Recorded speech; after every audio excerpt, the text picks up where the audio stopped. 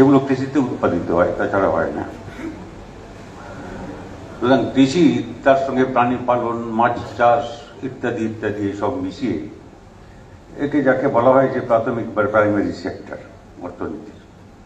কোনো দেশ এটা ছাড়া চলতে পারে না, কারণ তার খাদ্য দরকার, বস্ত্র দরকার ইত্যাদি যা দরকার আর কি, সেগুলো ওই প্রাথমিক ক্ষেত্র থেকে আসে। মাছ, মাংস, ডিম, ভিজা ভিজা খানাপিনি, সবজি থেকে। তারপরে হচ্ছে আসে 2 নম্বর হচ্ছে শিল্প, আর 3 হচ্ছে পরিষেবা সেবা সার্ভিস সেক্টর যাকে বলা হয়, যেখানে আমাদের দেশের বা এখন হয়তো পৃথিবীর অনেক লোক সেই কাজে কর্মসংস্থান আমাদের সেখানে হয়। সেটা অনেক বিষয়, আমি তার মধ্যে যাচ্ছি না। যেটা নিয়ে আমাদের বিতর্ক হয়েছে, কিন্তু সেটা বিতর্কের বিষয় নয়, তবু বিতর্ক হয়েছে, এবং দুর্ভাগ্যবশত হচ্ছে যেটা ঠিক নয়, যেটা বিজ্ঞানের যুক্তিতে দাঁড়ায় না, সেইগুলো এখন সবচেয়ে বেশি বিক্রি হচ্ছে। সেগুলো এখন আধিপত্য বিস্তার করছে। মানুষ যদি যুক্তিবাদ, বিজ্ঞান বলতে যা বোঝায়, অপবিজ্ঞান আছে, কল্পবিজ্ঞান আছে, অনেক রকম বিজ্ঞান আছে। আমি বিজ্ঞান বলতে যেটা বলছি সেই বিজ্ঞানের কথা বলছি। সেই বিজ্ঞান, যুক্তিবাদ এগুলো আক্রান্ত হচ্ছে, অন্ধ করে দেওয়ার চেষ্টা হচ্ছে মানুষকে, যাতে তারা এসব নিয়ে কিছু চিন্তা না করে। এবং পৃথিবীটাকে, আমাদের দেশটাকে, বাংলাকে, এই চারদিকে বিপদটা বাড়ছে, এগুলো আমরা সারা দুনিয়াতে দেশে যা হচ্ছে তার থেকে আলাদা করে দেখতে পারি, যাকে আমরা রাজনীতিতে দক্ষিণ পন্থা বলি, উগ্র দক্ষিণ পন্থা। এই পৃথিবী জুড়ে এরা মাথা তুলবার চেষ্টা করছে। আপনারা সব জায়গায় পাচ্ছে না, কোথাও বামপন্থীরা এগোচ্ছেন, সেটা ঠিকই। বড় বড় চ্যালেঞ্জ তারা মোকাবিলা করছেন, পৃথিবীর বিভিন্ন দেশে আমরা দেখছি। আবার দক্ষিণ পন্থা একটা মাথা তুলে দাঁড়াচ্ছে, যার কোনো যুক্তি নেই, যাকে ফ্যাসিবাদ, হিটলার, মুসলিনি এসব আমরা শুনেছি, সেই সব আমরা লক্ষণ এখন দেখতে পাচ্ছি আমাদের এখানে। এই কেন্দ্রে বিজেপি তৃতীয়বারের জন্য সরকার করেছে। এটা একটা বিপদ, আমাদের সবচেয়ে বড় বিপদ আমাদের দেশের সামনে। এখানে পশ্চিমবাংলায় বাম থেকে ডান পরিবর্তনটা তার আগেই হয়েছে 11 সালে, এবং সেটা দুর্ভাগ্যবশত এরকম একটা প্রশ্ন নিয়ে, শিল্পায়ন, তার নীতি কি হবে সেই সবই আমরা আগেও বলেছি, আমি আবারও বলতে চাই। আমরা 10 বার হারলেও আমি বলবো যেটা সত্যি সেটা বলতে হবে। তার জন্য জীবনের শেষ রক্তবিন্দু দিয়ে আমরা লড়াইয়ের মাঠে থাকবো। আমরা কখনো এই শক্তির কাছে, অন্ধ শক্তির কাছে মাথা নত করতে পারি না। কোথায় পেলেন এসব কথা? যেসব কথা দুর্ভাগ্যবশত কিছু বামপন্থী তারাও বললেন যে এটা ঠিক হচ্ছে না, ইত্যাদি ইত্যাদি। মানে তাদেরকে বোঝাতে পারলাম না। আমরা বোঝাবার চেষ্টা করতে হবে, আমাদের আলোচনা করতে হবে, ওভার করে স্পষ্টভাবে আলোচনা করতে হবে। প্রথমে যেটা অর্থনীতির দরকার ছিল, বামফ্রন্ট সরকার যখন হয়েছে, কৃষিতে সাফল্য, কেউ কি অস্বীকার করতে পারবে নাকি? কৃষিতে উৎপাদন বৃদ্ধির হারে আমরা দীর্ঘ সময় ধরে 1 নম্বর জায়গায় গিয়ে পৌঁছেছিলাম। ধান চাল উৎপাদন প্রথম যেটা লাগে, এটা আমরা 1 নম্বরে ছিলাম। আমরা যখন সরকারে এসেছিলাম তার আগে যা ছিল তার দ্বিগুণ উৎপাদন বেড়েছিল বাম সরকারের সময়। খালি তো ধান চাল বলে না, পাটে আমরা ছিলাম, আগেই ছিলাম, সেটা কোনো বড় কথা নয়। কিন্তু সেটা আমরা ভারতে যা হয় তার প্রায় 2/3 পাট আমাদের এখানে হয়। এখন পাট আর চটকল দুটোই ওটা সহজ ভাষায় বলে চট হয়ে গেছে, অবস্থা মুশকিলে পড়েছে। চা সেই মানটা উৎপাদন হয় যে চায়ের, আমাদের যদি আপনি ধরেন যে চা বিদেশে যায়, রপ্তানি হয়, যে বিদেশি মুদ্রা আমাদের দেশ অর্জন করে, তার বড় অংশটা এখান থেকে, বাংলার চা মানে উত্তরবঙ্গে যে চা বাগান, এখান থেকে। মাছ উৎপাদনে আমরা 1 নম্বর ছিলাম, মাছের বীজ উৎপাদনে 1 নম্বর। আপনাদের যে জেলার মন্ত্রী ছিলেন কিরণময়, উনি বারবার বলতেন যে এই গেলাম আমি পুরস্কার নিয়ে এলাম, অর্থাৎ সারা দেশের মধ্যে মৎস্য উৎপাদনে, মৎস্য বীজ উৎপাদনে সব পুরস্কার বামফ্রন্ট সরকার। আলু উৎপাদনে মানে উত্তরপ্রদেশ সবচেয়ে আগে ছিল, ভেঙে গেল রাজ্যটা, যাই হোক, তাহলে আমরা 2 নম্বরে ছিলাম। তারপরে তার সঙ্গে উত্তরপ্রদেশের বিশাল, তার সঙ্গে তো আমাদের তুলনা হয় না। বাংলার মানচিত্র দেখলে যে কেউ বুঝতে পারে। আমি যাচ্ছি না, ফল আমি যেতে পারি না, আমি এসবে যাচ্ছি না। অর্থাৎ কৃষিতে একটা আমাদের সাফল্য আসছে, এবং সেই কৃষিটার ভিত্তি হয়েছিল ভূমি সংস্কার দিয়ে।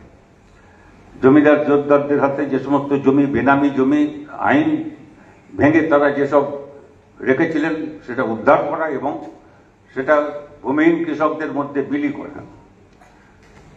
আমাদের দেশে আমরা এখনো মনে করি যে সামন্ততান্ত্রিক অবশেষ থেকে গেছে।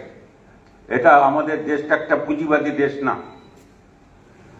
যদি আপনি বিচারের মাপকাঠিতে ধরেন সমাজ বিকাশের ধারায়, তাহলে প্রাচীন সমাজ একটা ছিল যেটাকে বলা হয় শ্রেণীহীন সমাজ। সেখানে এসব বড় লোক গরিব লোক কিছু ছিল না, কারণ সেখানে এই প্রথম যুগের মানুষ, সেসবে বিষয়ে সেখানে যাওয়ার অবকাশ নেই, কিন্তু তারা গোষ্ঠীবদ্ধভাবে থাকতেন। তখন এসব ব্যক্তিগত সম্পদও তৈরি হয়নি, পরিবারও তৈরি হয়নি, রাষ্ট্র সরকার এসব কিছু নেই, দলবদ্ধভাবে থাকতেন। তারপরে যা পেলেন ফলমূল ইত্যাদি শেষ হয়ে গেলে তারপরে জন্তু জানোয়ার যা হোক মেরে ফেরে কাঁচা, তারপরে আগুন আবিষ্কার, তারপরে ইত্যাদি ইত্যাদি। শ্রেণী বিভাজন যখন হলো, তখন প্রথম ছিল একটা দাস সমাজ, মালিক ছিল আর মানুষ দাসের মতো তাকে কেনা বেচা করা যেত, তাদের কোনো অধিকার ছিল না। সে খানিকটা তার সময় এখনো কোথাও কোথাও থেকে গেছে, যাই হোক আমি তার মধ্যে যাচ্ছি না। তারপরে সামন্ততান্ত্রিক সমাজ, জমিদার ফমিদার যখন তাদের রাজত্ব সেই, এবং একটা প্রতিক্রিয়াশীল ব্যবস্থা। তারপরে পুঁজিবাদী সমাজ, শিল্প, কল কারখানা, তার মালিকানা, শিল্পের মালিক, তার সঙ্গে শ্রমিকের লড়াই ইত্যাদি ইত্যাদি। দুর্ভাগ্যবশত হচ্ছে এই যে কেউ কেউ শিল্প আর পুঁজিপতি এই দুটোকে এক করে ফেলে। তো কি আলাদা করে ফেলবেন?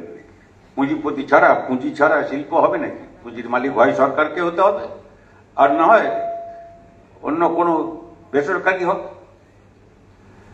যারা সমাজতন্ত্রের জন্য লড়াই করেছেন, তাদের অভিজ্ঞতা, এখনকার অভিজ্ঞতা, যে কেউ এগুলো মতাদর্শের ব্যাপার, সে সবাই জানেন এসব।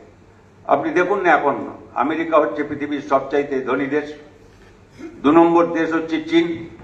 তারা সমাজতন্ত্রের দিকে যাচ্ছে, সমাজতন্ত্রের জন্য লড়াই করছে এখন, উৎপাদনের দিক থেকে, আয়ের দিক থেকে, এসব কিছু দিয়ে। সেই অর্থে অন্য একটা হিসাব আছে, সেই হিসাবে তারা 1 নম্বরেই যায়, এগোচ্ছে। ওদের কাছাকাছি আছে চীন, আর আমরা কোথায় পড়ে আছি? ভারত। ও বলছে আমি 4 নম্বরে যাব। আরে 4 নম্বরে তো আপনি মোদীর 4 কি 5, ওটা কিছু লাগে না, কিন্তু 1-এর সঙ্গে 4-এর কত দূর আগে পিছিয়ে আছেন। আপনি 4-এ যান কি 5-এ যান, কিন্তু ও আছে ওখানে আর আপনি আছেন ওদিকে। 3rd হয়েছে, আমি 4th হয়েছি, আমি 5th হয়েছি। ওর মানে কি আছে? পেছাচ্ছি আমরা এইসব ব্যাপারে। আচ্ছা, ওই সব দেশে কি সোভিয়েত ইউনিয়ন, রাশিয়া যখন ছিল, লেনিন যাদের নাম আমরা বলি, তারা দেশে শিল্প গড়বার চেষ্টা করেন? তারা পুঁজিপতিদের দেখে আনেন? পুঁজিপতিদের উপরে নির্ভর করেন? হ্যাঁ, তাকে নিয়ন্ত্রণে ছিল, সমাজতান্ত্রিক ব্যবস্থার নিয়ন্ত্রণ ছিল সেই পুঁজিবাদ।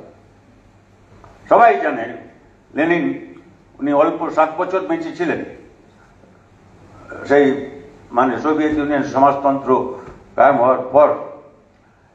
সেই 7 বছরে 1917 থেকে 24 সাল 7 বছর যে বেঁচে ছিলেন, সমাজতন্ত্রের দুনিয়ায় তত্ত্ব মার্ক্সবাদ লেনিনবাদ বলি আমরা, যারা আমরা মনে করি যে তিনি প্রথম সমাজতান্ত্রিক দেশ বিপ্লব এসব প্রথম সংগঠিত করে সেটাকে দেখিয়েছে।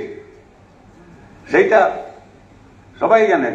তিনি একটা নয়া অর্থনৈতিক নীতি, প্রথম কয়েক বছর যুদ্ধ বুদ্ধ এসবের গৃহযুদ্ধ থেকে বাইরের যুদ্ধ এসব চলল, তারপরে যাকে বলা হয় ওয়ার কমিউনিজম, ওই বলে কথা একটা আছে আমাদের শাস্ত্রে, অন্যদের শাস্ত্রে, সেটা তারপরেই হচ্ছে নয়া অর্থনৈতিক নীতি, এনইপি যাকে বলা হয়। সেই নয়া অর্থনীতিতে তিনি বললেন যে আমাদের বেসরকারি পুঁজিপতিদেরও ডাকতে হবে, তাদের কাছে যদি উন্নত প্রযুক্তি থাকে তারা আসবে, আমাদের যা দরকার যেটা যেটা আমাদের আছে যেটা আমরা করতে পারছি, সমাজতান্ত্রিক ব্যবস্থা শ্রমিকরাই চালায়, সে যেটা করছে, কিন্তু সে তাতে সব হবে না। তাতে আমাদের কতগুলো নতুন প্রযুক্তি বেরোচ্ছে, কি বেরোচ্ছে, যেগুলো আমরা এটা করতে পারবো না, বা আমাদের অত পুঁজি নেই এখন, তাহলে আমাদের আনতে হবে, তাকে এনইপি বলা যায়। আপনি যদি এখন চীন থেকে ভিয়েতনাম, যেখানে এত বড় লড়াই হয়েছে, আমেরিকার মতো শক্তি, মার্কিন সাম্রাজ্যবাদের শক্তি, এত বছর ধরে ওরা বোমা মানে বর্ষণ করেছে ওখানে, ওই রকম একটা ছোট্ট দেশ ইন্দোচীন, ওই দক্ষিণ উত্তর ভিয়েতনাম, লাও, কাম্বোডিয়া যাকে বলা হয়, কাম্বোডিয়া, এইসব এই এলাকায় কত যুদ্ধ করেছে, তারা ধ্বংস করে দিয়েছে, তার মধ্যেও ওরা লড়েছে। আমেরিকাকে পিছু হটতে হয়েছে, ওখান থেকে সরে আসতে হয়েছে। আমরা গেছি সেখানে, যেখানে শেষ যুদ্ধে ওখানে পরাস্ত হয়েছিল ওরা, সেখানে কিভাবে ওদের আমেরিকানরা পরাস্ত হলো, সবচেয়ে শক্তিধর রাষ্ট্র, আর ওইরকম ছোট্ট একটা দেশ। সেখানে আমরা যখন গেছি, আমি বুদ্ধদা গেছি যখন ওখানে ভিয়েতনামে, ওদের আমন্ত্রণে গেছি, বেড়াতে যাইনি তো আমরা কোথাও। তো সেখানে আমরা দেখেছি তারা বলছেন যে এই দেখুন, এই আমরা চেষ্টা করছি, এই যেটা আমাদের সামর্থ্যে কুলোচ্ছে করছি, আর বাকি কিছু ওই সবাই সমান সেরকম হচ্ছে না। পাশাপাশি গেলাম আমরা একটা কি বলে সাইকেল কারখানা, সেখানে তাদের সাইকেল চড়ে ওখানে অনেক লোক, তখন চড়তো, অনেকদিন হয়ে গেল, যাই হোক। তখন তো সাইকেল কারখানা বানাচ্ছেন, তো বিদেশিদের সাহায্য লাগছে, আর ওরা নিজেরা পায়ে দাঁড়াবার চেষ্টা করছে। গ্রামে নিয়ে গেলেন, সেখানে দেখছি যে ওটা ভূমি সংস্কার হয়েছিল হচ্ছে, কিন্তু একেবারে গরিব আর বড় লোক এই একরকম সব না, একরকম না। দুটো বাড়ি দেখলাম, আমার খেয়াল আছে, ওই আমি বোধহয় 3 কিস্তি না 4 কিস্তি গণশক্তিতে লিখেছিলাম তখনকার ভিয়েতনামের অভিজ্ঞতা, যাকে ওরা দইময় বলে, দইময় মানে একটা সংস্কার আর কি, একরকমের ওদের ভাষায় দইময়। সেখানে একজনের বাড়িতে 3-4টা মোটর সাইকেল আছে, আর জওয়ান ছেলে সব আছে। আমি বললাম আপনাদের 3-4টে মোটর সাইকেল কি করেন? বলে আমাদের এই যে গরু গাই আছে, দুধ দেয়, এই যা দুধ দেয় আমরা এই ক্যানে করে দুধ ভর্তি করে নিয়ে যাই, শহরে বিক্রি করি। ভালো অবস্থা, তার অবস্থা কিন্তু পাশে একটু গিয়ে একটা ছোট চাষিকে দেখল, আপনাদের সংসার চলে কি করে? ও ছোট ঘর, বেশি লোক নেই ওর বাড়িতে, অত 3-4টা ছেলেও নেই, প্রায় মাঝ বয়সী, বুড়ো ঠিক বলা যায় না, প্রায় ওইরকম একটু বয়স 50-60-এর মধ্যে হবে। তিনি আর তাঁর স্ত্রী আর একজন কে আছে, ওই 3 জনের হয়তো পরিবার। তিনি বললেন যে দেখুন আমাদের এখানে একটা ঘর আছে, তার সামনে জমি প্রায় এখান থেকে ওই পর্যন্ত হবে, হলের মাপের একটা জমি হবে, একটা জমি আছে, আর সেই জমিতে কোনো চাষ হচ্ছে না, গাছ ফাছ লাগানো আছে। কারণ তাহলে আপনার চলছে কি করে? তারপরে বললেন যে আমাদের দেখে নিয়ে গেলেন, বলে দেখুন এই গাছে ইয়ে লাগিয়েছে, ওই কি বলে উঠে, যাতে সাধারণত নারকেল গাছে ফারকেল গাছে ওইটা হয়, উঠে উঠে উঠে উঠে উপরে লবঙ্গ ইত্যাদি এইসব ধরনের জিনিস, এগুলো সেটা যাই হোক। এখন সেটা আমরা জানি যে নারকেল গাছ ফাটকেল গাছে এসব হয়, আমাদের এখানে তাই হয়, তাই আমরা দেখেছি। এখন সেটা ওখানে উনি দেখলাম যে আম গাছের মতো একটা গাছে সেখানেও হচ্ছিল। এটা প্রথম দেখলাম। পৃথিবীতে অনেক জিনিস শিখবার আছে, জানবার আছে। অর্থাৎ ওই গাছ না থাকলেও এই গাছেও ওটা হয়, এবং ওটা যেহেতু বাজারে অনেক দামে বিক্রি হয়, তার থেকে রোজগার হচ্ছে। আর কয়েকটা শুয়োর পুষেছেন, শুয়োর থেকে মানে কি বলে, তার শুয়োর পুষে তার থেকে রোজগার হয়, বড় হলে বিক্রি করে, বাচ্চা হলে তারপরে থাকে এসব। তবে আরো যাই হোক, আমি ওসবে যাচ্ছি না। অর্থাৎ আমরা যে সমাজতন্ত্রের কথা বলি, একটা সাম্যবাদী সমাজ তো অনেক দূরের ব্যাপার। সে পৃথিবীতে কয়েকশো বছর লাগবে আমি জানি না, কয়েক শতাব্দী লাগবে আমি জানি না। সমাজতন্ত্র ইত্যাদি যেসব বলি, নেহরুজি বলতেন, প্রথম প্রধানমন্ত্রী আমাদের, যে সেটা অবশ্য তিনি একরকম সমাজতন্ত্র, আমাদের সমাজতন্ত্র একরকম, অনেক রকম সমাজতন্ত্রী আছেন, আমি তার মধ্যে যাচ্ছি। এগুলো মতাদর্শের ব্যাপার, কিন্তু এগুলো বুঝতে হবে, আমাদের এই বিতর্কে অংশগ্রহণ করতে হবে, যুক্তি নিয়ে দাঁড়াতে হবে, চোখে যা দেখছি দেখতে হবে, দুনিয়াটা কিরকম বদলাচ্ছে চোখ দিয়ে দেখতে হবে, বইপত্র তো পড়তে হবে, জানতে হবে খবর কোথায় কি হচ্ছে। আর খালি পড়ে কিছু হয় না, যারা কিছু পড়েনি তাদের কাছ থেকে শিখতে হবে। আমরা সেইটা বারবার বলি, জনগণ আপনার শিক্ষক, এটা খেয়াল রাখবেন, যে কিছু লেখাপড়া শেখেনি তার কাছ থেকে শিখতে হয়। কারণ সে অভিজ্ঞতা তার হচ্ছে, লড়ছে সে, কাজ করছে সে, সেখানে শ্রমিক, কৃষক, ক্ষেত মজুর, তাদের কাছ থেকে আমাদের শিখতে হয়। ওই বাবু মশাইয়ের, রবি ঠাকুরের লেখা, তারপরে অনেক ভাষায় আমি পরে শুনেছি দেশ বিদেশে ওই আছে, মাঝি কিরকম ঘুরে, বাবু মশাই এলেন মাঝিতে, কি বলে, ওখানে বসলেন নৌকোর চড়ে, তারপরে ওই মাঝিকে বলছেন, উনি লেখাপড়া করেছেন তো, মাঝিকে পেয়েছেন এখন ছাত্র। এখন মাঝিকে বলেন, তুই জানিস কেন দিন হয়, কেন রাত হয়, কি অমুক হয়, এসব বলছে, আমি ওসব জানি, শুনেছি, কিন্তু বিশেষ কিছু আমি জানি না। ওই আছে তো জীবন চারানা মাটি আছে, তো আপনার এসব জানা নাকি? পড়ে থাকবেন আপনি, জানেন না নাকি? আজকাল পড়ায় না বা আলোচনা হয় না, আমি জানি না। তারপরে বললেন না, তারপরে আরেকটা কি প্রশ্ন করলেন, মানে দিগ্গজ জ্ঞান ওখানে গজগজ করছে, উনি একটা একটা করে মাঝিকে জিজ্ঞেস করছেন। আর সে বলছে, আমি জানি না এটা। তা বলে, তোর 8 আনা মাটি। তারপর আরেককে জিজ্ঞেস করলেন, 12 আনা মাটি তোর জীবন, 4 আনার বাকি আছে তার জীবনে। তারপরে শেষে ওই সময় মেঘ উঠলো আকাশে, আর নৌকা টলমল করতে আরম্ভ করলো। মাঝি তখন বাবুকে জিজ্ঞেস করছে, বাবু সাঁতার জানো? বললো, না তো, তা তো জানি না। বললো, তোমার জীবনে 16 আনাই মাটি। সাধারণ জ্ঞান বাবু, এটা কবেকার ছোটবেলার পড়া, কোন যুগ যুগ ধরে কত দেশে পড়া হয়েছে, এই নানা ভাবে একটা সাধারণ জিনিস। কিন্তু আমি বলতে চাচ্ছি এটাই, সেটা দিয়ে তো যুক্তি তৈরি হয়। বিজ্ঞান জ্ঞান এরকম ভাবে তৈরি হয়। জ্ঞান খালি কিছু বইপত্র পড়ার ব্যাপার না, কত ভাষা জানি, কি করি, তারপরে কত বই পড়লাম, কি খবর, কত কাগজ লিখলাম, কত, এসব তো খালি না। সাধারণ মানুষের কাছ থেকে আমাদের অনেক কথা শিখতে হয়। আমি উদাহরণ দিলাম আপনাকে, ভিয়েতনামের কথা, কি আরো 5 জায়গার কথা হয়তো উদাহরণ দেওয়া যায়। আমি একসঙ্গে জমি চাষ হয়, মেক্সিকোতে গেছি, কখনো ভাবতে পারিনি এসব, যে আমি এখনো ওখানে লাতিন আমেরিকাতে আছে এখনো অনেক দেশ যারা যৌথভাবে চাষ করে। সে কোন যুগের ব্যাপার, অনেক আগেকার ব্যাপার ছিল, সে উঠে গেছে।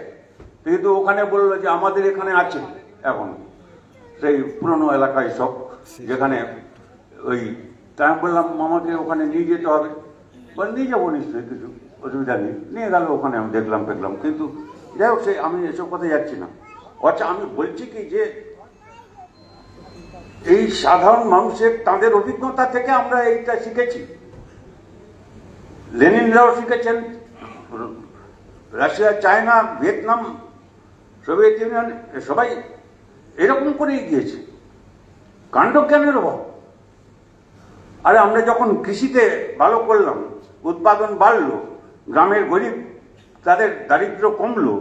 কি ছিল দারিদ্র, আর কি হলো? আমাদের সময় পঞ্চায়েত ব্যবস্থা হলো, বিকেন্দ্রীভূত হলো, তাদের হাতে ক্ষমতা নামিয়ে দেওয়া হলো। এসব কেউ করেছিল নাকি আগে? ভুলিয়ে দিতে চাচ্ছেন এরা এসব। আর কি পঞ্চায়েত তৈরি করেছেন উনি, কি ভূমি সংস্কার করছেন এরা? কি আপনি জানেন কিনা আমি জানি না। এরপরে খুব সাংঘাতিক বিপদ আসছে যে জমি কি আমরা খাস জমি দিয়েছি, এই বর্গাদার রেকর্ড হয়েছে সেখানে, বা যেখানে বর্গা চাষি আছে, যেখানে ভূমিহীন তাদের বাঘ চাষি দিয়েছি। আমি তো পঞ্চায়েত গ্রামোন্নয়ন দপ্তরের মন্ত্রী ছিলাম, পরে বিনয়দার পরে আমাকে ভূমি সংস্কারও ঘাড়ে চেপেছিল, সেটাও 5 বছর চালিয়েছি। আপনার এখানে হলদিয়া ডেভেলপমেন্ট অথরিটি চেয়ারম্যান অনেকদিন ছিলাম। এই যখন খানিকটা তখনও এইসব টাটা ফাটা রাসায়নিক কিংবা এই যে জয়েন্ট সেক্টর হলো, সেটা হয়েছিল সে সময়, কিন্তু সেটা বিকাশ বাড়ছিল সেই সময়। আর এখন শুকিয়ে যাচ্ছে। তো বুঝতে কি অসুবিধা লাগে? আপনাদের কাছে মানে মায়ের কাছে মাসির গল্প করার মতো হবে। আপনাদের আমি বোঝাবো যে শুনেছেন আমাদের মানে মোট কি অবস্থা, কি চলছে না চলছে, কিন্তু আমরা এটা বুঝেছিলাম না। আমি যখন প্রধানমন্ত্রী হই তখন পঞ্চায়েত গ্রামোন্নয়ন দপ্তরের মন্ত্রী আমাকে বুদ্ধদা, উনি তথ্য দপ্তর সবসময় দেখতেন, তো ওকে সরকারও বই বের করতো কিছু, বলে আপনি একটা বই লেখেন, বাংলা ইংরেজি সব রকম, ইংরেজি লাগবে, বাংলাও করতে হবে, ইত্যাদি ইত্যাদি করে আপনি লেখেন। আমি বললাম কি নিয়ে লিখব?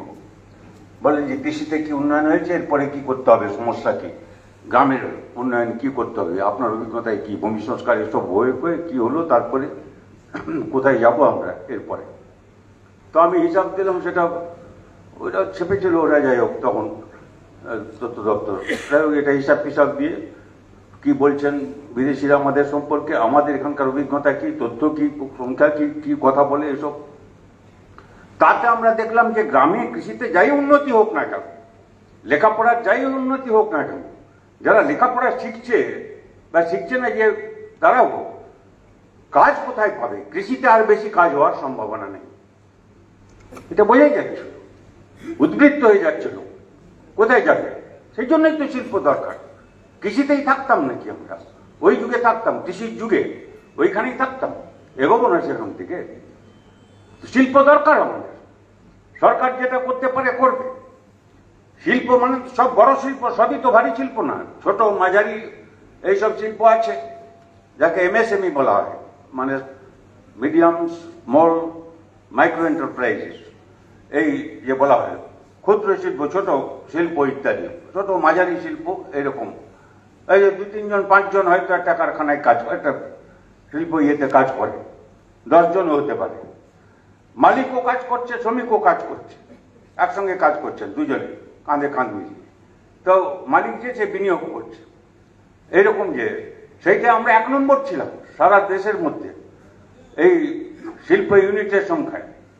আমরা যখন গেছি তখন পর্যন্ত আমরা 1 নম্বর ছিলাম। এখন এ কোথায় আছে জানি না, কারণ সেগুলো সব ক্রমশ সব উঠে যাচ্ছে, খুবই দুরবস্থায় আছেন তারা। আপনাদের এখানে আপনারা যদি খবর রাখেন, আপনারা নিশ্চয়ই দেখতে পাবেন, খবর পাবেন। তো শিল্প ছাড়া কখনো কর্মসংস্থান হয়? সমাজতন্ত্রে শিল্প গড়বার জন্য পুঁজিপতিদের নির্ভর না করে, মানুষের উপরে, শ্রমিকদের উপরে নির্ভর করে ওরা চেষ্টা করেছিলেন। কিন্তু এখনো পর্যন্ত এমন কোন সমাজতান্ত্রিক দেশ নেই যেখানে কেবল আমরা তার উপরে নির্ভর করতে পারি। অনেক দূর যেতে হবে আমাদের সেই কাজে। সেই জন্যে এই যে বাস্তব তথ্য বলেন, অভিজ্ঞতা বলেন, ইতিহাস বলেন, তার থেকে তো শিক্ষা নিতে হয় কিছু। প্রথম সরকার, যদিও যখন সরকার, তখন উনি ওইসবের উপরে জোর দিতেন, এই যে শিল্প আনতে হবে, করতে হবে আমাদের। তখন ওই বেসরকারি বড় কে আসবে সেসব তো কোনো সম্ভাবনা ছিল না। তো যাই হোক, আমি সেসবের মধ্যে যাচ্ছি না, কিন্তু একটা শিল্পনীতি আমাদের উনি জোর দিয়ে বলতেন এইটা। এখন কিন্তু তখন এই ছোট মাঝারি শিল্প ছাড়া অন্য শিল্প খুব তেমন হচ্ছিল না। বিদ্যুৎটা চেষ্টা করেছিলেন, এখন কেউ তখন যা ছিল অবস্থা তার চেয়ে ভালো হয়েছে। এখন এখন আমি তো জানি না এটা কে কোথায় যাবে, আমি জানি না। কেন এটা বলছি যে আপনাদেরকে যে বললাম যে জমি ভূমি সংস্কার মুক্ত সুখ করে এখন দুরকম কথা বলা হচ্ছে। জমির মালিককে, আচ্ছা এখানে যেখানটা আমি দাঁড়িয়ে আছি এই জমি তো কারোর ছিল, সরকার কি করেছে? ওর কাছ থেকে জমিটা নিয়েছে। এই জমি যে নিয়েছে তাই ক্ষতিপূরণ না দিয়ে নিয়েছে? নিয়েছে। এখন যারা মালিক, হলদিয়া ডেভেলপমেন্ট অথরিটি নাকি এখানকার মালিক, লিজ দিয়েছে, লিজ বাড়ার মতো দিয়েছে। এই এত টাকা তুমি দেবে ইত্যাদি ইত্যাদি, প্রথমে এত টাকা, তারপরে বছরে বছরে কি। এই যে এইটাকে বলা হয় লিজ হোল্ড রাইট, লিজের ক্ষমতা বলে এখন হচ্ছে পোর্টের মালিক, তাই তো 99 বছরে হয়তো দেওয়া আছে। কিন্তু জমি পোর্ট মালিক তা নয়, ও লিজের লিজ পেয়েছে সেটাকে। এখন বলা হচ্ছে এই লিজ হোল্ডকে, একে এই যে জমি এই যে অধিকার এইটাকে ক্যাশ হোল্ড হইবে, মানে টাকা দিয়ে। আপনি ইচ্ছা করলে এটা পোর্ট কাউকে বিক্রি করতে পারবে না। এটা হচ্ছে একদিন পর্যন্ত যেমন চলে এসেছে। আর এখন যেটা হচ্ছে যে ইচ্ছা করলে পোর্ট বিক্রি করতে পারবে, বা যে এখানে যত জমি পেয়েছে সে টাকা পাবে, সে বিক্রি করে দিয়ে চলে যাবে, সরকার ফরকার কিছু লাগবে না। ফ্রি হোল্ড ল্যান্ড, এই যে ফ্রি হোল্ড ল্যান্ড, এটা সাংঘাতিক ব্যাপার, ভূমি সংস্কারের ভেঙে যাবে মাথা। বর্গাদার পাট্টাদার উচ্ছেদ হয়ে যাচ্ছে আপনাদের এই জেলায়। আমি তো এই চণ্ডীপুরে আমার খেয়াল পড়ছে, কতবার আমি বলি এদের, আমি গেছি একটা মিটিং করতে, ওখানকার কেউ এসছেন কিনা জানি না, কিন্তু ওরা বললেন যে আমাদের 16 জন না কত বর্গাদার হয়েছে রাস্তার ধারে, সব দখল করে নিয়ে ওখানে সব কি দোকানপাট তৈরি করবে বলছে, কি সব হবে। আর তখন আপনাদের তো রেকর্ড আছে, হ্যাঁ, তো রেকর্ড বলে না মানছে না, ওই কেটে দিয়েছে রেকর্ড থেকে, বর্গাতে যে রেকর্ড হয়েছে। তারপরে বললেন তারপরে কি হয়েছে, না কেস করেছি। বললেন কে লড়ছে আপনাদের? বিকাশবাবু আছেন। আমি বললাম ভালো কথা, তো আমি ওকে বলছি জিজ্ঞেস করে, আমি চিনি ওকে, যেহেতু কথাবার্তা হয়, আমি ওইখান থেকে টেলিফোন করলাম। উনি বললেন না, সোমবার আসবে না, মঙ্গলবার আসতে বলবেন, আমি সেদিন কোর্টে দাঁড়াবো, কেসটা চলছে। পরে আমি শুনলাম সে কেসে ওই বর্গাদাররা জিতেছেন। এই সময়কার কথা বলছি, 1 বছর 1.5 বছরের মধ্যে কথা বলছি আমি। এই যে শিখতে হয় মানুষের কাছ থেকে, ওখান থেকে নিচে গিয়ে, ওটা আমি কলকাতায় বসে শিখি। লড়তে হবে, একজন লড়ছেন, বাকি 16 জনের মধ্যে 15 জন লড়ছে না, একজন লড়ছে। তারপরে আমি পেলাম খবর যে জজ সাহেব তো ওকে ধরেছেনই, উল্টে যে অফিসার ওর বর্ডার রেকর্ড কি কেটে দিয়েছিল তাকে বলেছে যে তোমার শাস্তি হবে বাবু। তারপরে সবাই এখানে জমি ওরা দখল পেয়েছে, চাষ করছে, খুব খুশি। যাই হোক, ভোট কাকে দিয়েছে আমি তাকে বলতে পারবো না, কিন্তু আমি তার মধ্যে যাচ্ছি না। খালি ভোটের জন্য আমরা রাজনীতি করি। ভোট পাই বা না পাই, যদি 3বারও শূন্য আসন থাকে তাহলেও আমরা থাকবো, লড়াইয়ের ময়দানে থাকবো, কেউ আমাদের ওখান থেকে সরিয়ে নিতে পারবে না। ওই জন্য আমরা রাজনীতি করতে আসিনি, লড়াইয়ের ময়দানে এসেছি। লড়ে যাবো আমরা শেষ পর্যন্ত, নীতির জন্য লড়াই করবো। আমরা জানি শেষ পর্যন্ত সত্য যা প্রতিষ্ঠিত হবে, মিথ্যা কখনো চিরকাল এই রাজত্ব আধিপত্য কায়েম করে রাখতে পারে না। সেই বিশ্বাসে আমাদের শিল্প দরকার, তার ভিত্তিতে হলদিয়া। আমি যখন সবে, তখন 30 বছর হয়নি আমাকে জেলা পরিষদের সভাধিপতি করে দিই। যাই হোক, তার আগে অবশ্য বিধানসভায় আমাকে প্রার্থী করেছিল, আমি জিতিনি 77 সালে। কিন্তু যখন করে দিল, তখন সুকুমার দা বলতেন যে ওই হলদিয়াতে তুমি যাবে একবার দেখতে, ওখানে কি হচ্ছে না হচ্ছে। 77 সালের কথা। ওইখানে আমি গেছি, আমার ওসব নামকরণ করতে অসুবিধা নেই। আমি বলছি, তখন 2 জন আমরা সর্বক্ষণের কর্মী ওখানে ঠিক করেছি, যুবক, তোমার বয়সের কাছাকাছি হবে। তো একজন একটু বেশি, তো বললেন যে লক্ষণ শেঠ, আর আরেকজন আমাদের ছিলেন সুনীলবাবু বলে। যাই হোক, নেই ওরা, হ্যাঁ বলছি তো সুনীলবাবু, হ্যাঁ সুনীল দাস, ঠিকই। তো যাই হোক, এখন তারা নেই, এখন তাতে কিছু, তারা যেখানটা আছেন ভালো তখন, আমি সে নিয়ে কিছু বলছি না। আমি বলছি যে উনি আসতেন এখানে হলদিয়াতে এসে ওর অভিজ্ঞতা বলতেন। সুকুমার সেনগুপ্ত, যিনি 18 বছরের একটু কম ওকে পাঠিয়ে দিয়েছিল আন্দামানে, নাহলে ওর ফাঁসি হতো। কারণ সেটা ব্রিটিশ ডিস্ট্রিক্ট ম্যাজিস্ট্রেটকে খুন করার জন্য, এই বার্জ মারার কেস। পরপর মেদিনীপুর জেলায় তিনজন ব্রিটিশ ডিস্ট্রিক্ট ম্যাজিস্ট্রেট খুন হয়েছিল সন্ত্রাসবাদীদের হাতে। সন্ত্রাসবাদী বিপ্লবী যাদের বলা হয়, তাঁদের যারা অস্ত্র হাতে স্বাধীনতার জন্য লড়াই করেছে, সে ভগৎ সিং হন কি আর কি এখানকার বিনয় বাদল দীনেশ পর্যন্ত, আমি তার মধ্যে যাচ্ছি। তো তারা তখন ওই বিশ্বাসে লড়াই করেছিলেন। আর আন্দামানে যৌবন কেটে গেল প্রায়, তারপরে ফিরে এলেন এখানে মেদিনীপুরে, যে আমাদের যেখানে পাঠায় সেখানে আমরা যাই। তো এখানে আমাদের জেলা সভাপতি ছিলেন ট্রেড ইউনিয়নের, CITU। তো ওর অভিজ্ঞতা আমার খেয়াল আছে। উনি বলতেন যে জমি আছে ওখানে, মানুষের সঙ্গে কথা বলতে হবে, ওদের সঙ্গে থাকতে হবে। আমি যাচ্ছি, ওরাও একদিন খুব আশ্চর্য বললেন একটা, সেটা আমার এখনো মনে আছে, যে বললেন যে আমি ওখানে, তখন তো বাথরুম টয়লেট কিছু ছিল না এখানে। তো বসেছেন আর পিছন থেকে শুয়োর এসছে, বুঝতে পারছেন আপনি, বাথরুমের জন্য শুয়োর এসছে, গঁত করছে।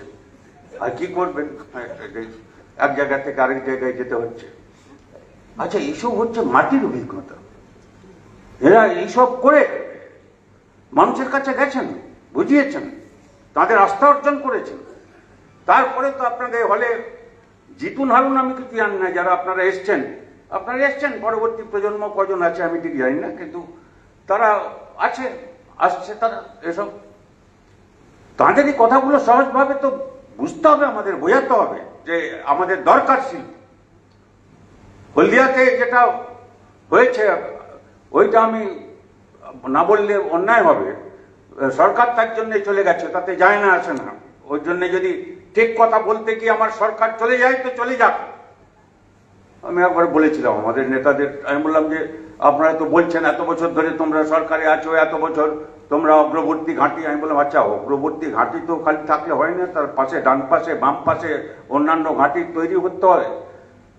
না না, তুমি এসব কথা বলো না, তোমাদের থাকতে হবে। এখন আমরা থাকলে, বেশি দিন থাকলে পরে বহুত এরকম যাকে বলে কি বলে কম্প্রোমাইজ যাকে বলে আর কি, অর্থাৎ বোঝাপড়া করতে হয় আর কি, মেনে নিতে হয়। হয়তো মানতে পারছি না, কিন্তু মেনে নিতে হয়। অনেকদিন থাকতে হলে এইটা করতে হয়, যেটা সন্ধি করতে পারি না সেটা সন্ধি করতে হয়। বলে না না, তাহলে তোমাদের থাকতে হবে, তোমার কথা এসব মানি না। না, আমি দিল্লির কথা বলছি, এখানকার কথা না। তো যাই হোক, আমাকে তো আমি বললাম দেখুন, এই কেরালার লোকেরা খুব ভালো আছে, এক বছর ওরা থাকে, একবার ওরা থাকে, তো একবার ওরা যায়, এই পর দুবার আছে এই সরকার ওখানে। তাতে সুবিধা হচ্ছে যে এ কিছু করলে যা চায় করতে পারলো, তাতে থাকে সরকার, না থাকে নেই। 5 বছরে আবার ফিরে এলে করবে। তো ওরা একবার, এরা একবার, জানেন আপনারা কেরালার রাজনীতি। তো যাই হোক, আমি সেসবে যাচ্ছি না, কিন্তু আমি বলছি যে আমাদের তো অনেক সময় কম্প্রোমাইজ করতে হয়েছে, এটা কোনো সন্দেহ নেই, যেহেতু আমরা বেশি দিন ছিলাম।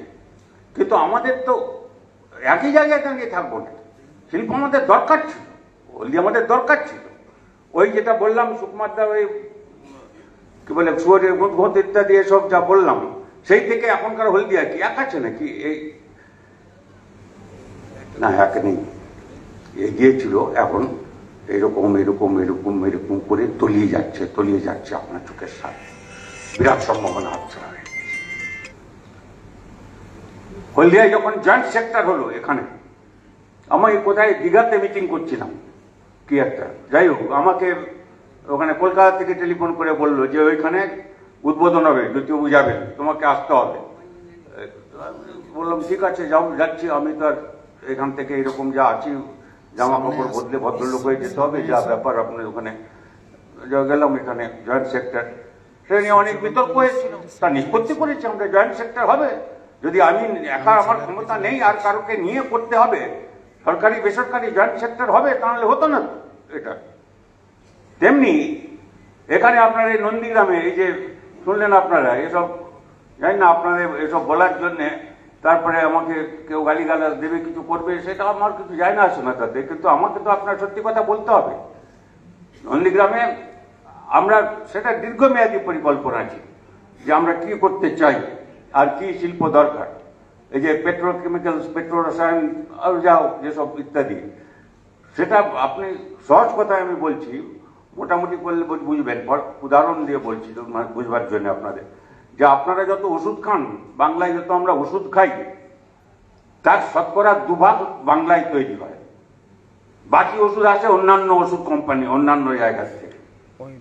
বম্বেতে যে ইন্ডাস্ট্রি আছে, বড় বড় ওষুধ কোম্পানি বিভিন্ন জায়গায়, ম্যাড্রাসে ইত্যাদি ইত্যাদি, সেসব আছে।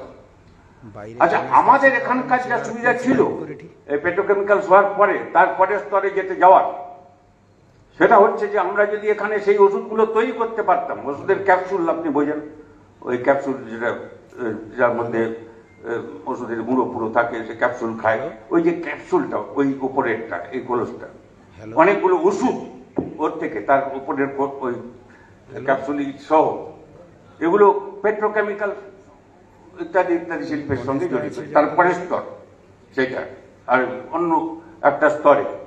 তাহলে আমার এখানে হতো, আমি এখানে উৎপাদন করতাম, এখানে কর্মসংস্থান হতো, এবং এখন যা করে কর্মসংস্থান হয় নন্দীগ্রাম ইত্যাদি, আর নন্দীগ্রাম হলদিয়া মিলে এই শিল্পাঞ্চল অনেক প্রসারিত হতে পারত, অনেক দূর আমরা এগোতে পারতাম।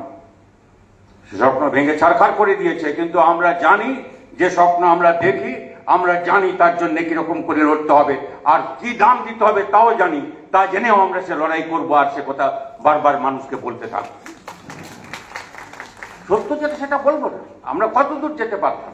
কি হয় ওখানে আপনাদের? মাছের বেড়ি হয় না, আপনারা কেউ রাগ করবেন না, মাছের বেড়ি আপনাদের এলাকায় হয়, হয়তো আপনাদেরও আছে মাছের বেড়ি, আমি তুলে দিতে বলছি না, কিন্তু তাতে কত উপায় হয়, আর এতে কত হতো, এতে কি কর্মসংস্থান হতো, কি বাজার হতো, কি সম্পদ তৈরি হতো।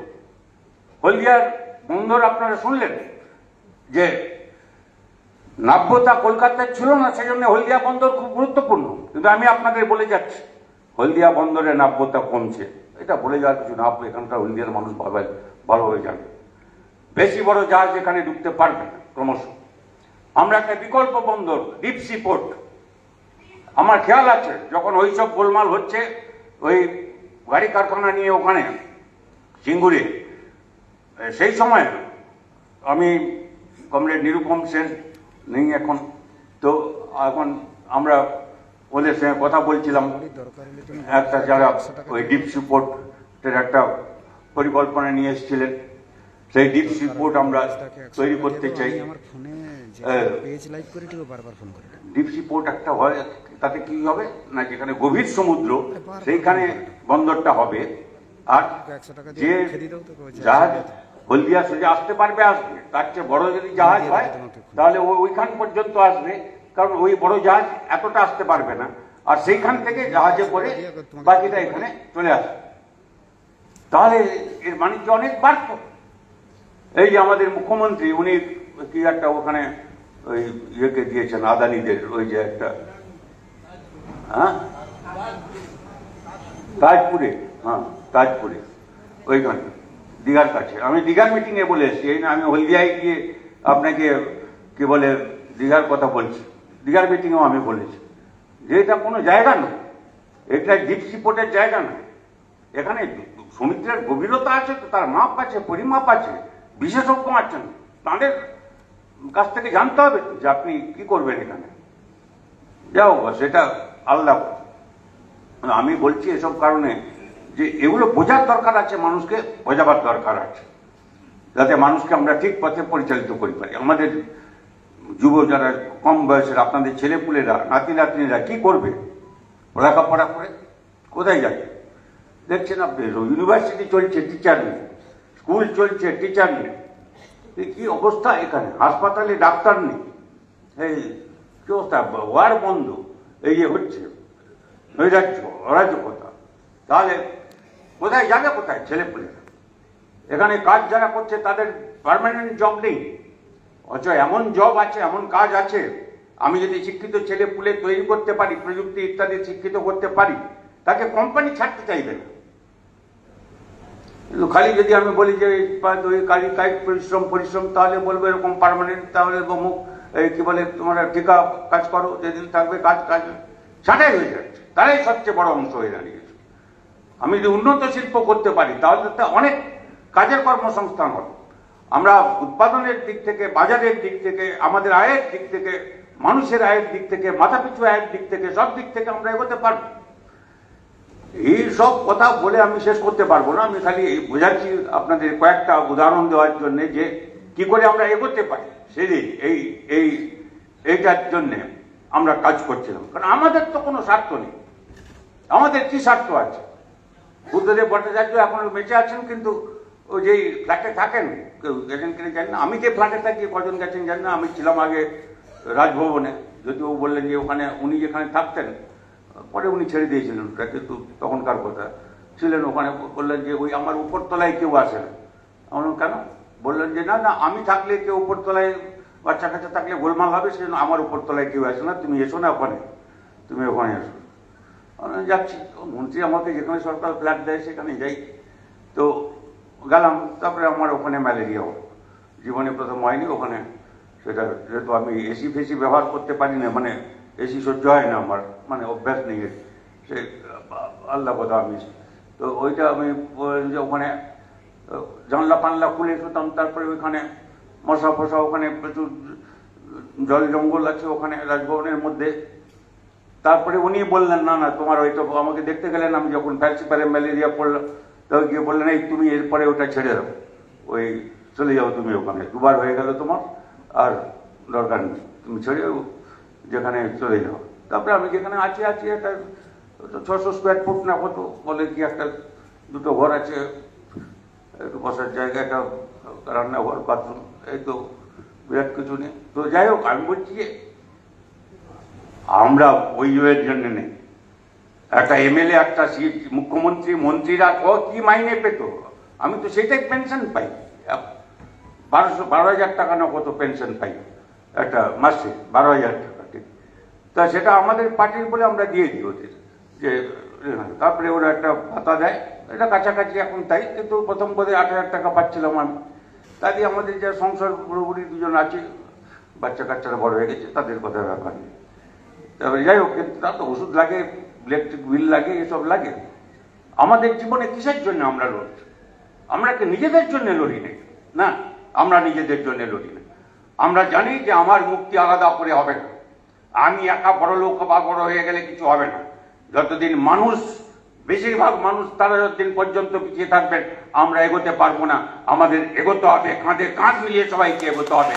শ্রমিক, কৃষক, মধ্যবিত্ত, খেটে খাওয়া মানুষ থেকে আরম্ভ করে ছোট পুঁজিপতি, মাঝারি পুঁজিপতি, যারা ম্যানুফ্যাকচারিং, এই যে বললাম, শুনেছেন আপনারা, যেখানে কাজ অনেক বেশি হয়, অনেক শিল্প তার সঙ্গে যুক্ত, উপরের দিক থেকে, নিচের দিক থেকে, আপস্ট্রিম ডাউনস্ট্রিম যাকে বলে, অনেক লোকের কাজ হয়, সেরকম শিল্প। আর এখন যে শিল্প হচ্ছে এই রাজত্বে, এটা পুঁজিও শিল্প পুঁজি নয়, ইন্ডাস্ট্রিয়াল ক্যাপিটাল। লুট লুট লুট করো, টাকার থেকে টাকা করো।